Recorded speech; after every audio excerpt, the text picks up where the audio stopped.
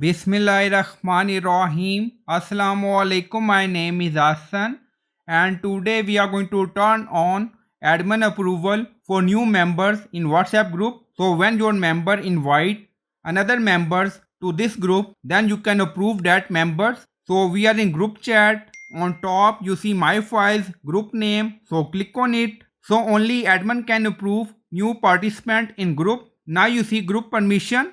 So click on it, and then you see we are in group permission. You see multiple option. Now you see approve new members. Admin can.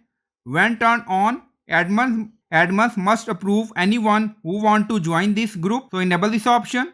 So when new WhatsApp user want to join this group, then we will approve that new member in WhatsApp group. After that, they will see all stuff in our group. So I hope you like this video. Please like, comment, share, subscribe. Thank you for watching.